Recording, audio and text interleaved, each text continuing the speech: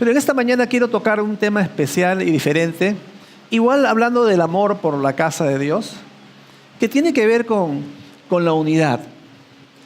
Porque al hablar de unidad, también hablamos de amor. Vamos al libro de Ezequiel, por favor, en el capítulo 37. La mano de Jehová vino sobre mí y me llevó en el espíritu de Jehová y me puso en medio de un valle que estaba lleno de huesos y me hizo pasar cerca de ellos por todo en derredor. Y he aquí que eran muchísimos sobre la faz del campo y por cierto secos en gran manera. Y me dijo: hijo de hombre, ¿vivirán estos huesos? Y dije: Señor Jehová, tú lo sabes. Me dijo entonces: profetiza sobre estos huesos y diles: huesos secos, oíd palabra de Jehová.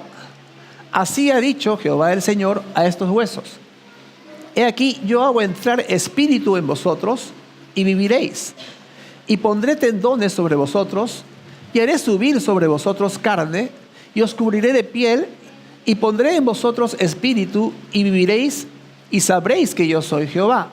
Profeticé pues como me fue mandado, y hubo un ruido mientras yo profetizaba, y aquí un temblor, y los huesos se juntaron cada hueso con su hueso, y miré, y aquí tendones sobre ellos, y la carne subió, y la piel cubrió por encima de ellos, pero no había en ellos espíritu.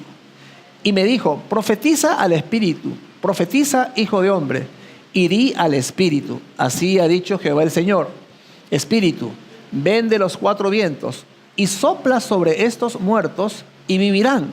Y profeticé como me había mandado, y entró espíritu en ellos y vivieron, y estuvieron sobre sus pies un ejército grande en extremo. Me dijo luego: hijo de hombre, todos estos huesos son la casa de Israel. He aquí ellos dicen: nuestros huesos se secaron y pereció nuestra esperanza, y somos del todo destruidos. Por tanto, profetiza y diles: así ha dicho Jehová el Señor. He aquí, yo abro vuestros sepulcros, pueblo mío, y os haré subir de vuestras sepulturas, y os traeré a la tierra de Israel. Ahora, Dios le muestra al pueblo de Israel una visión. Dios le muestra a Ezequiel la visión del pueblo de Israel y les da a entender que iban a pasar por un periodo de fragmentación, de ruptura y de desmembramiento. Iban a pasar por un periodo en sus vidas en donde iban a ser así como se desmenuza el pollo, ¿cierto? Iba a pasar esto también e iban a ser esparcidos por todas partes del mundo. Pero Dios también le promete al pueblo de Israel que no los iba a dejar en esa situación fragmentada. Esa era la promesa de Dios para el pueblo de Israel. No les dice que nunca iban a pasar por circunstancias de dispersión, de fragmentación o de desunión, sino que la promesa de Dios para el pueblo de Israel, Dios los iba a volver a juntar. De todos los confines de la tierra iban a regresar a Israel. Como que ocurrió en 1948, se formó la nación de Israel y de todas partes del mundo regresaron a la nación y se formó Israel. ¿Cuántos saben de que es bueno que Dios cumple sus promesas? ¿Cierto? Dios cumple, hermanos, sus promesas. Como lo cumplió con el pueblo de Israel, también lo cumple con nosotros. Es bueno saber que Dios no nos deja fragmentados, dispersos y desperdigados, sino que Dios va a conllevarnos a vivir en unidad. En esta mañana quiero enseñarles acerca de la importancia de la unidad como cristianos. Jesús habló del peligro de estar divididos. Es más, cuando lo acusaron de echar demonios por Belcebú, Jesús mismo pudo decir en Lucas 11, versículos 17 y 18, todo reino dividido contra sí mismo es asolado, y una casa dividida contra sí misma cae. Y si también Satanás está dividido contra sí mismo, ¿cómo permanecerá su reino? Ya que decís que por Belcebú echo yo fuera a los demonios. O sea, cada vez que estamos fragmentados, Cada vez que una persona, un grupo de personas, cada vez que algo está fragmentado, pierde su poder, pierde su capacidad de influenciar cuando hay fragmentación y dispersión. Muchas veces en la vida pasamos por situaciones, crisis y problemas. ¿Cuántos de ustedes han pasado crisis en la última semana? Levanten su mano. ¿Cuántos han tenido problemas en su casa? Levanten su mano. A la franca, pues a la franca. Ahora sí están siendo más sinceros, ¿verdad? Y cuando pasamos por esas crisis en nuestro hogar, hay algo que ocurre que es el problema de la unidad. Cuando existe un problema, entonces ya no estás tan unido, sino el problema te conlleva a desunirte, conlleva a crear separación, conlleva a crear distancia, conlleva a que haya fragmentación en algo que no debe estar fragmentado. Entonces, cuán importante es, hermanos, que nosotros pensemos que como iglesia también nos puede pasar lo mismo que una casa, esposo con esposa, padres con hijos, etcétera, en cualquier tipo de relación, y también puede ocurrir en la iglesia. Como cristianos, la mayor parte de nuestra fortaleza radica en la unidad que tengamos. La mayor bendición que un creyente puede tener es la unidad entre sus miembros. Muchas veces nos dividimos entre nosotros mismos, nos enojamos y de pronto no podemos operar en el poder que podríamos operar si estuviéramos en unidad. Pero ¿saben qué? La misma Biblia enseña que el poder de Dios es liberado con más fuerza cuando nosotros nos mantenemos unidos y cuando vivimos en común acuerdo. En Mateo 18:19 dice lo siguiente: otra vez os digo que si dos de vosotros se pusieren de acuerdo en la tierra acerca de cualquiera cosa que pidieren, les será hecho por mi Padre que está en los cielos. El diablo siempre va a luchar contra nuestra relación que tenemos con Dios, pero también va a luchar con mucha fuerza contra la unión que tenemos el uno con el otro. Mira a la persona que está a tu lado, mira a la persona que está a tu lado. Okay, Satanás quiere que no estés unido a esa persona, sino que vivas en desunión. ¿Ok? Eso es lo que el enemigo de nuestras almas va a luchar por obtener. Pero como hemos estado enseñando, lo que libera verdaderamente el poder de Dios es cuando estamos conectados unos con otros. Imagínate cómo sería si nuestras iglesias en el mundo vivieran esta palabra. Si todos nos mantuviéramos unidos. ¿Ustedes se imaginan el poder exponencial que podría tener nuestra iglesia y las iglesias en el mundo si existiera la unidad? La Biblia habla del día de Pentecostés. Dice la palabra que estaban 120 en el aposento alto de Marcos. Y vamos a ver lo que pasó luego que Jesús ya había resucitado. Él había dejado a sus 12 discípulos, a otros creyentes, un total de 120. Y mira el recuento de Lucas en el libro de Hechos, el capítulo 2. Dice lo siguiente: cuando llegó el día de Pentecostés, estaban todos unánimes, ¿y qué más? Juntos. Y de repente vino del cielo un estruendo como de un viento recio que soplaba, el cual llenó toda la casa donde estaban sentados, y se les aparecieron lenguas repartidas como de fuego, asentándose sobre cada uno de ellos, y fueron todos llenos del Espíritu Santo, y comenzaron a hablar en otras lenguas, según el Espíritu les daba que hablasen. O sea, Dios estaba esperando que ellos estén unidos en un solo lugar, de acuerdo. O sea, en donde estemos unidos con un mismo sentir, en un solo lugar, ahí se libera con mucho más fuerza el poder de Dios. Por eso la importancia de congregarnos. Por eso la importancia de llegar a la hora cuando nos congregamos. Porque todo en el culto es importante. No es que las alabanzas es algo accesorio y que bueno, no importa, pues ya llego a la hora de la prédica porque la prédica es como 10 para las 12. No. Procuremos llegar al culto de adoración a Dios.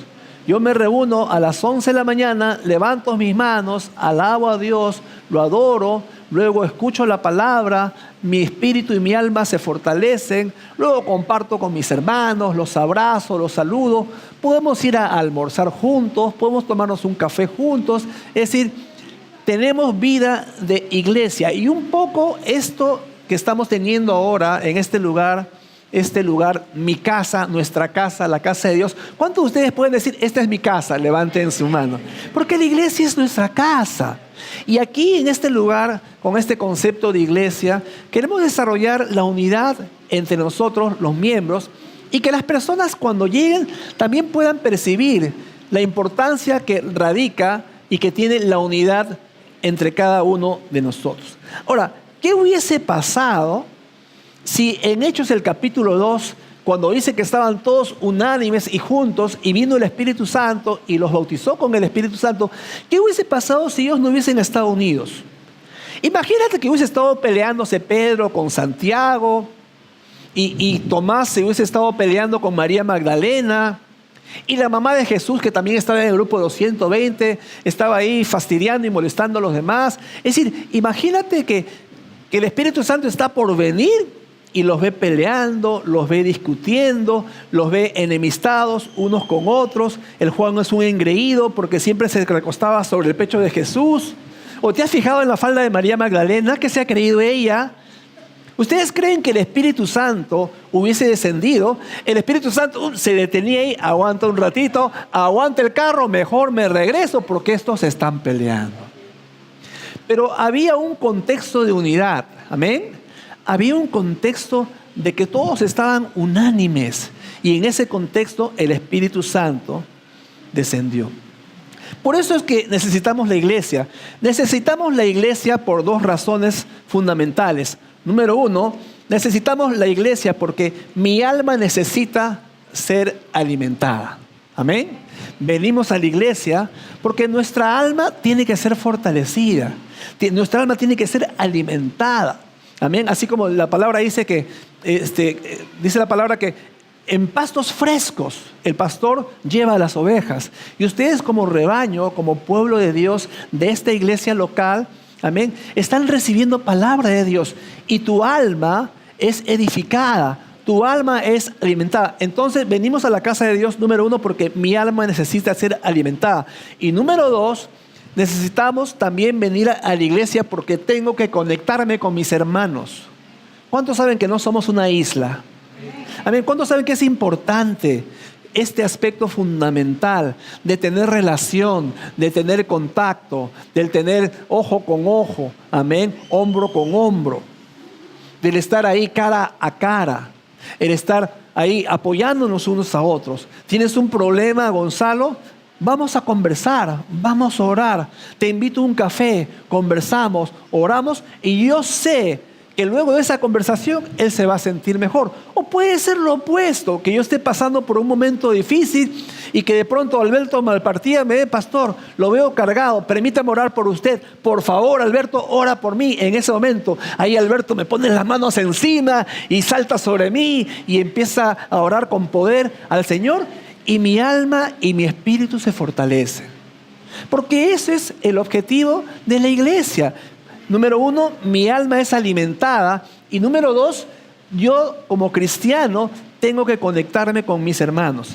Juan 13:35 dice lo siguiente. Miren, en esto conocerán todos que sois mis discípulos, si tuviereis amor los unos con los otros. Y en la Nueva Traducción Viviente dice, el amor que tengan unos por otros será la prueba ante el mundo que son mis discípulos. O sea, la evidencia del cristiano, del discipulado, de que somos discípulos, dice la palabra, es el amor que nos tengamos. Y, amén. Y el amor es la base de la unidad, ¿cierto? Y por eso es importante que desarrollemos esto. En esto conocerán que son mis discípulos. ¿En qué? ¿En que conocemos muchas canciones bonitas? Amén. En que me gusta barrer antes de entrar. ¿Ah? En que soy el primero en orar y oro bonito para que todos me escuchen. En esto conocerán que son mis discípulos si tuvieren una palabra que se llama amor. Repita conmigo, amor. si tuvierais amor los unos con los otros. Pero muchas veces no nos amamos, sino más bien nos herimos, nos criticamos, nos lastimamos. Mire, ese se cree lo máximo. Mírale esa, cómo ha venido, está buscando llamar la atención. Mira, ese es un hipócrita y así viene a la iglesia. Hermanos, en la iglesia ¿saben por qué hay problemas?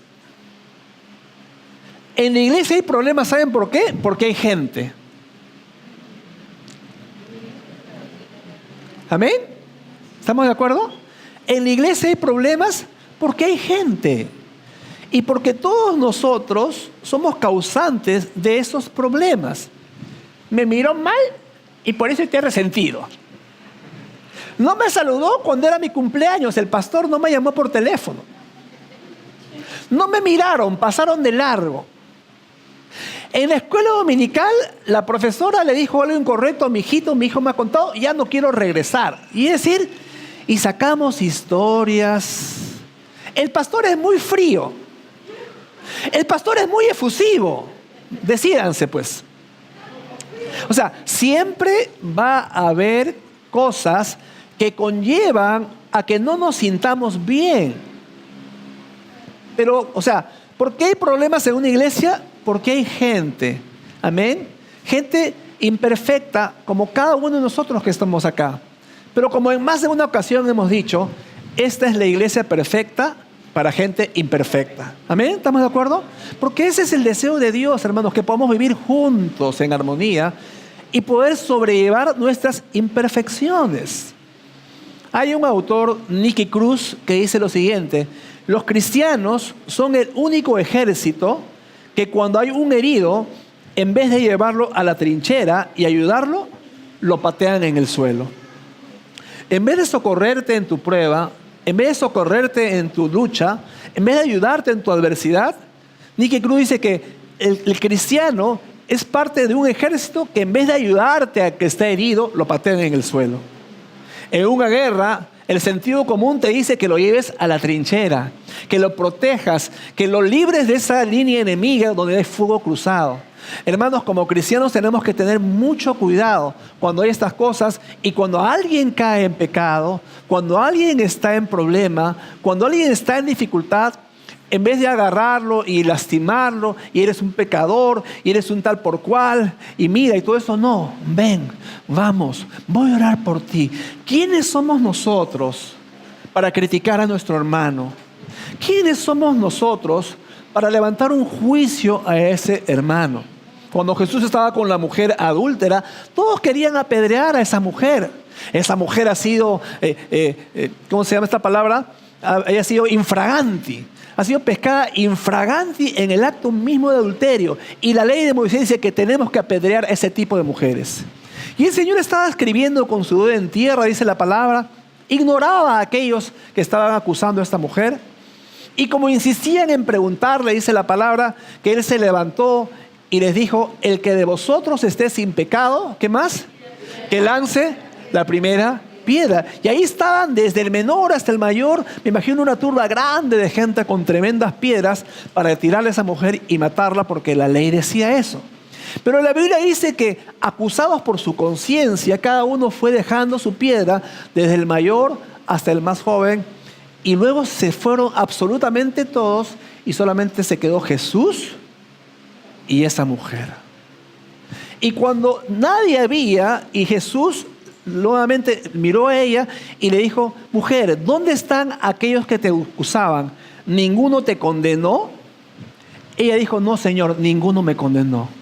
El Señor le dijo: yo tampoco te condeno. Vete y no peques más. Y este es un principio poderoso que tenemos que aprender, hermanos, cuando se trata de la restauración. El problema en muchos cristianos es que cuando una persona peca, estamos predispuestos a lanzar piedras, en vez de perdonar, en vez de llevarlo a la trinchera y en vez de ayudar en su necesidad, en su problema o en su tentación o aún su pecado. Estamos llamados para cubrirnos. No digo que cubramos el pecado, no digo que pasemos por alto el pecado. Pero ¿quiénes somos nosotros? La Biblia dice que cuidado, tú también puedes ser deslizado y caigas en ese mismo pecado del cual tú estás acusando a alguien.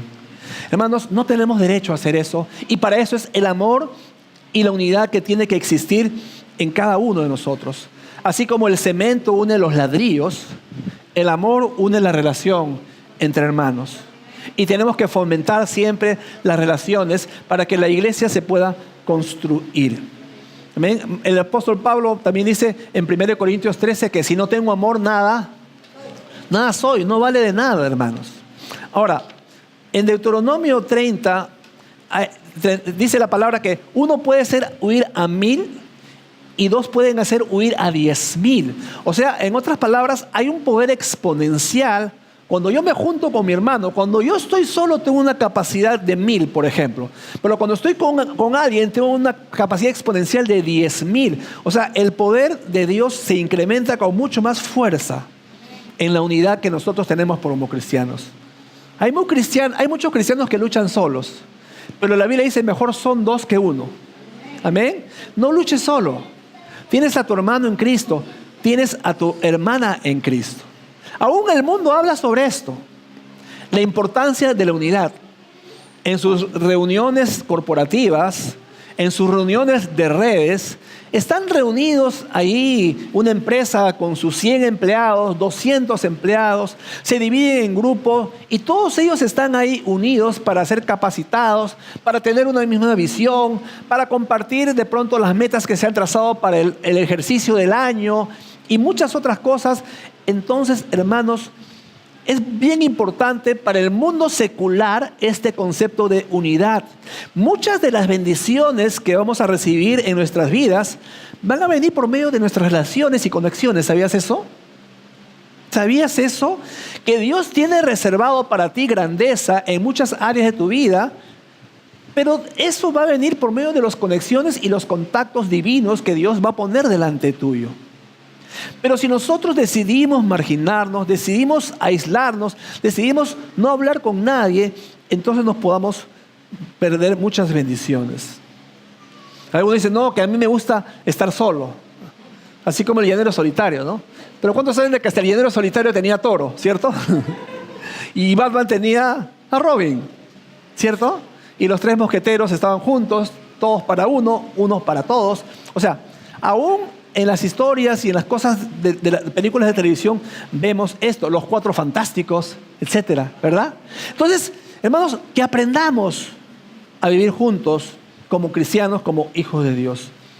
En el corazón de muchos creyentes hay una sensación de soledad por los problemas que han experimentado, por las cosas que han vivido y que han marcado sus vidas. Y les impide realmente tener una comunión íntima y profunda con Dios. ¿Por qué? Porque fueron maltratados, porque fueron juzgados, porque no se los malinterpretó, etc. Y de pronto uno cuando está en el mundo comparte más, ¿no? Yo no sé si ustedes recuerdan el tiempo cuando ustedes no eran creyentes y les gustaba tomarse un par de traguitos, por ejemplo, después del trabajo, de la oficina, se iban y tomaban con los amigos y las chicas de repente también salían y conversaban. Pero ahora que ya somos cristianos, ¿verdad? Como que ya no conversamos. Ahora todos nos tenemos un manto de santidad y que no puedo contar mi problema porque si le cuento mi problema a la persona va a pensar que soy un pecador, una pecadora. Hermanos, tenemos que aprender a quitarnos nuestras máscaras y a mostrarnos como somos, confesando nuestras ofensas unos a otros y perdonándonos unos a otros. Es lo que dice la palabra. Tengo una dificultad, ¿puedes orar por mí? Por supuesto que puedo orar por ti. Y lo inverso también, yo puedo hacer lo mismo con ustedes. Pero si no conozco a nadie, si no me relaciono con nadie, entonces yo mismo me estoy limitando de eso que Dios tiene para mi vida como hijo, como hija de Dios. En Ezequiel 37, como vimos, nos habla de huesos. Cuando hablamos de huesos, hablamos de estructura. ¿Y cuántos saben que es importante la estructura en una organización? En una organización secular, en una empresa, en una asociación civil, en una iglesia, cualquier tipo de organización donde existen personas, la estructura es bien importante. Y la estructura, en este pasaje de Ezequiel 37, está relacionada con los huesos. Los huesos nos permiten sostenernos, nos permite ponernos de pie, nos permite movernos. Si solamente fuésemos músculos, estaríamos todos desparramados en el suelo, ¿cierto? Sin tener la capacidad de poder movilizarnos. O sea, es importante los huesos, la estructura, y es importante también los músculos. Y la iglesia necesita ambas cosas, los huesos y los músculos. Los huesos es la estructura, amén, y los músculos es la unción del Espíritu Santo, que todo creyente necesita en su vida, y como iglesia de manera corporativa también lo necesitamos. Ahora, esta no era una persona en Ezequiel 37 que estaba desperdigado sus huesos y desmembrados. No es que era una, dos o tres o cuatro personas que estaban por ahí. No era un pequeño grupo de personas. Si tú lees el pasaje, dice la palabra que era un gran ejército que estaba unido. Una vez unido, una vez con un mismo sentir, con un solo propósito, para poder derrotar a cuanto enemigo se pusiera por delante. Pero algo pasó en el camino que los conllevó a separarse, los conllevó a dividirse, los conllevó a fragmentarse, a dispersarse, murieron, y ese campo quedó inmenso, un valle de huesos secos. Hermanos, esto podría ocurrir en una iglesia si es que no tenemos cuidado de lo que estamos enseñando en esta mañana. La importancia de vivir en unidad. Algo conllevó a la situación en Ezequiel 37 que terminaron en la falta de unidad, lo cual es sumamente importante. ¿Qué se requiere para nosotros como creyentes que vivamos en unidad? La Biblia nos enseña, y con esto termino, que tenemos tres cosas en común. Repite conmigo, tres cosas en común. Tenemos tres cosas en común. Número uno, tenemos un enemigo. Repite conmigo, un enemigo. ¿Ok? Tenemos que unirnos para enfrentar a ese enemigo. ¿Estamos de acuerdo? El enemigo no es tu esposa, tu esposo. El enemigo no es tu suegra, tu suegro. El enemigo no es tu jefe del trabajo. El enemigo no es el cobrador de la combi. El enemigo no es el taxista, etcétera, etcétera. El enemigo es el diablo, y contra el diablo tenemos que unir nuestras fuerzas para pelear. Juan 10:10 dice: el ladrón no viene sino para hurtar, matar y destruir. Yo he venido para que tengan vida y para que la tengan en abundancia. Ese es nuestro enemigo. Contra nuestro enemigo tenemos que unir nuestras fuerzas, porque el enemigo trata de causar división en la iglesia. Entonces, ¿qué se requiere para vivir unidos? Identificar tres cosas que tenemos en común como iglesia. Número uno, tenemos un enemigo. Número dos, tenemos como iglesia un corazón. Un corazón. No me refiero que tengamos el mismo tipo de música todas las iglesias en todas partes del mundo, o que tengamos una misma filosofía de cómo se desarrolla o cómo se hace una iglesia. Unidad no es lo mismo que uniformidad. La diversidad es bueno, por supuesto que es bueno. Hay fortaleza en la diversidad. ¿Por qué? Porque las personas que no pueden alcanzar otras iglesias, nosotros las podemos alcanzar. Las personas que no podemos alcanzar nosotros, otros los pueden alcanzar. Y tú vas a ver una diversidad muy grande de congregaciones, iglesias, aún en el Perú, e imagínate en el resto del mundo. Pero hay fortaleza en la diversidad. Amén. Es tan importante, hermanos, que entendamos entonces que tenemos un enemigo. Número dos, tenemos también un corazón. O sea, podemos tener diferentes formas de hacer las cosas, pero tenemos que aprender y entender que tenemos un corazón. Hechos 4:32 dice lo siguiente: y la multitud de los que había creído era de un corazón y un alma. Entonces conmigo, un enemigo, un corazón. Lo que impactó a la iglesia primitiva fue la unidad que tenían ellos. Hechos 2:47 dice la primera parte: alabando a Dios y teniendo favor con el pueblo. Les he mencionado varias veces esto, nuevamente les menciono para que aquellos que no lo recuerdan. Hay un sociólogo cristiano llamado Rodney Stark. Él tiene un libro llamado El ascenso del cristianismo. Y ahí en el lema de su libro, él escribe lo siguiente: cómo el movimiento oscuro y marginal de Jesús se convirtió en la fuerza religiosa dominante en el mundo occidental en unos cuantos siglos. Cuando Jesús partió de esta tierra en el año 33 de Cristo, eran 120. Y acá tenemos un cuadro que vamos a mostrarles. En el año 33 después de Cristo, eran 120. Esto representaba el 0.0002% del Imperio Romano. Para el año 150 eran 40.000, representando el 0.07 del Imperio Romano. Según este historiador, la iglesia crecía a un ritmo de 40% por década. Un crecimiento tremendo que la iglesia estaba teniendo desde que Jesús partió. En el año 250 después de Cristo era 1.200.000 personas, representando el 1.9% del Imperio Romano. En el año 300 después de Cristo eran 6.300.000 y representaba el 10.5% del Imperio Romano. Y en el año 350 después de Cristo, los cristianos pasaron a ser la fuerza dominante con 34 millones de personas, equivalente al 56.5% de todo el imperio. O sea, el cristianismo en 3 siglos y medio pasó a ser mayoría de una población de un imperio, que los perseguía, de un imperio que los marginaba, de un imperio que los asolaba, de un imperio que los fustigaba, de un imperio romano que realmente era totalmente contrario y enemigo del cristianismo. ¿Y por qué pudo conservarse el cristianismo? ¿Por qué pudo mantenerse en auge el cristianismo? ¿Saben por qué? Porque eran de un corazón. Repite: como un corazón. Eran de un corazón. Y cuán importante que nosotros seamos cristianos de un corazón.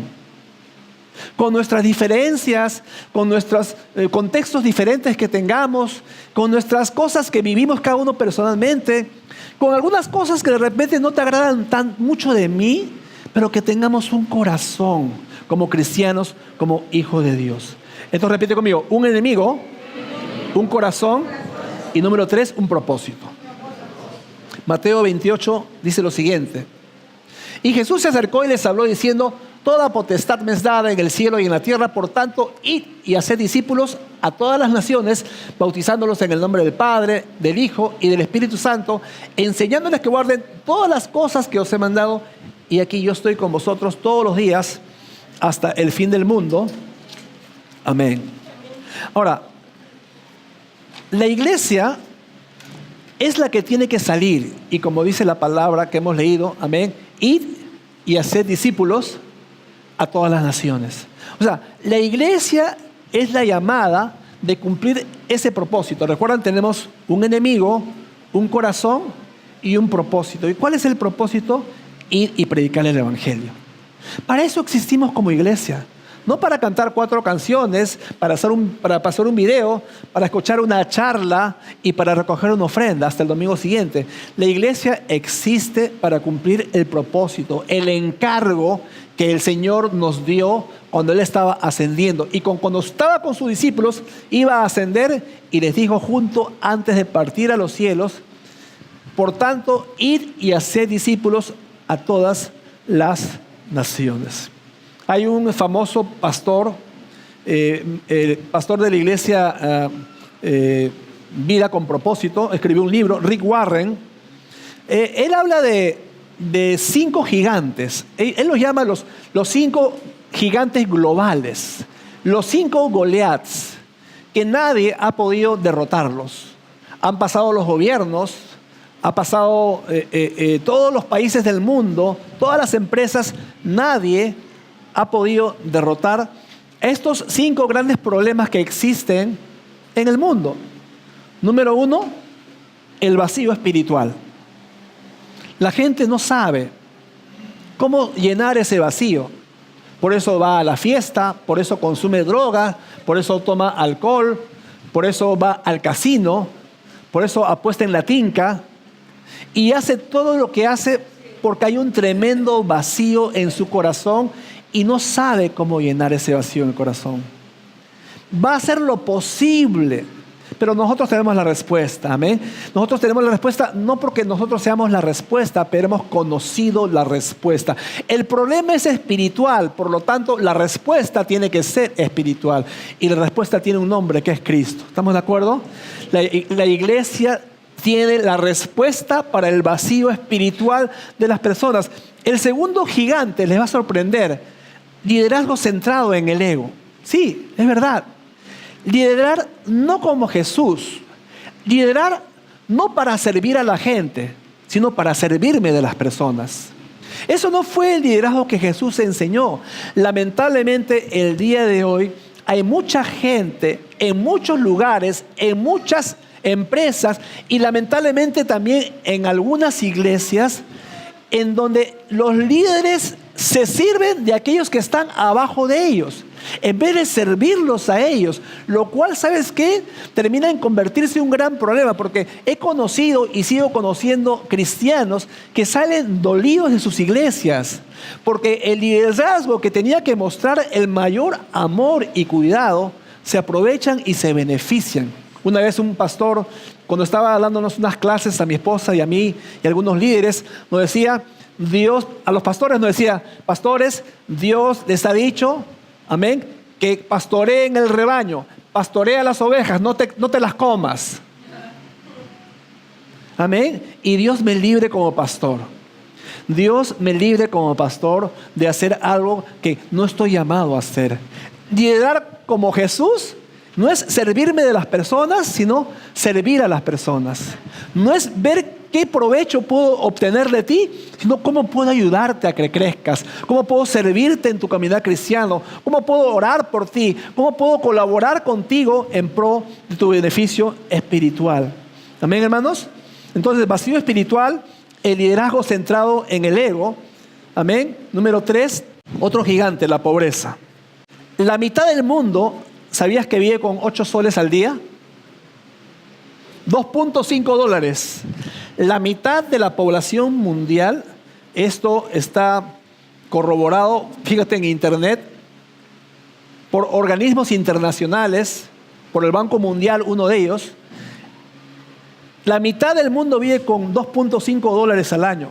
El 22% viven con 4 soles diarios. Tú puedes pagar la luz con 4 soles al día, puedes desayunar, almorzar, cenar, vestirte, pagar el colegio, pagar tu pasaje, pagar tu celular con 4 soles al día o $1.25 al día. Una cuarta parte de la población mundial sigue sin electricidad. El hambre es la principal causa de mortalidad en el mundo. La pobreza es un tremendo gigante global en todo el mundo. Número 4, otro gigante, la enfermedad.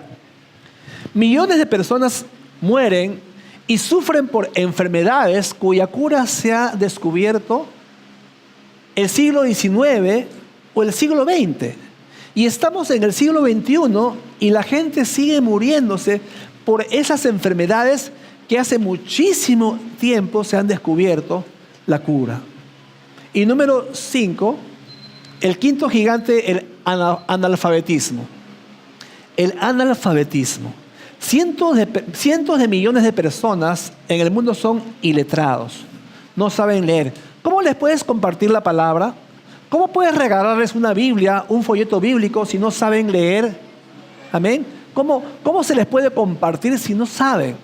Y como iglesia, hermanos, este autor Rick Warren concluye que estos 5 gigantes son tan grandes, son tan gigantes, son tan inmensos que ningún gobierno del mundo los ha podido destruir. Han pasado los gobiernos a lo largo de toda la historia y estos 5 gigantes siguen vigentes. Y solo hay una cosa suficientemente grande, suficientemente poderosa, suficientemente relevante para derrotar a estos 5 gigantes. ¿Y saben qué cosa es eso? Las millones y millones de iglesias que existen en el mundo. O sea, si la iglesia entendiera cuál es su rol, estos gigantes que hemos mencionado y muchas otras cosas podrían solucionarse en nuestro planeta. Tú puedes ir a muchos pueblos, no hay comisaría, no hay farmacia, ni siquiera hay escuela, pero existe una iglesia. Y esa iglesia puede ser como una luz en la oscuridad, puede ser como un faro que está ahí en medio de alta mar, y la gente puede acudir a ese lugar para que encuentre la verdad de Dios y ese vacío de su interior, y todos aquellos problemas que hemos mencionado también puede ser solucionado. Como iglesia, hermanos, tenemos el mejor ejército del mundo, el más grande, con millones y millones de voluntarios. Tenemos el mejor sistema de distribución a nivel mundial, mejor que Metro, mejor que Plaza Vea, mejor que Saga, Ripley, mejor que todo. Tenemos el poder de Dios, amén. Tenemos las promesas de Dios, tenemos el Espíritu Santo en nosotros, y la verdad de que lo único que va a prevalecer sobre esta tierra es la iglesia de Cristo. Y tú y yo somos la iglesia de Cristo. Y la iglesia de Cristo va a prevalecer, pero tenemos que estar unidos. Porque si no estamos unidos, vamos a terminar como ese valle de huesos secos, desmembrados, desperdigados, sin poder, sin unción, sin la capacidad de impactar. Ahora que estamos en este lugar, ¿por qué no pegamos un giro en el concepto de hacer iglesia? Que podamos desarrollar un concepto diferente, cada uno de nosotros. O sea, que cambiemos nuestro chip acá y acá. Voy a ser parte de mi iglesia. Voy a ver cómo puedo colaborar con mi iglesia. Yo soy la iglesia. Yo amo a la iglesia. En unos días vamos a celebrar el día de San Valentín, ¿cierto? El día del amor, el día de los enamorados. Que realmente podamos disfrutar y celebrar la unidad de la iglesia. Como iglesia de nuevos comienzos que somos. Amén. ¿Por qué no nos ponemos de pie, por favor, en esta hora?